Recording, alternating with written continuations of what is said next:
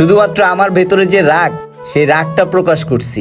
কিন্তু স্যার, আপনার জন্য আমার যে ভালোবাসাটা, সেটা আপনি কোনোদিনও বুঝেন নাই আর বুঝতে পারবেনও না।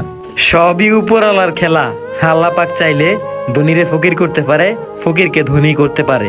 এটাই ঘটছে।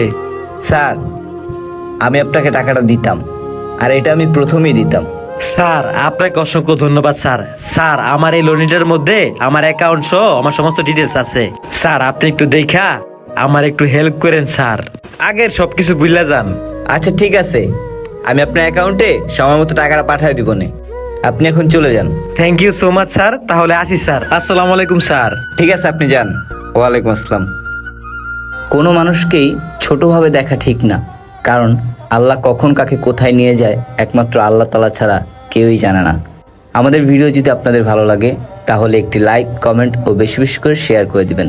ধন্যবাদ।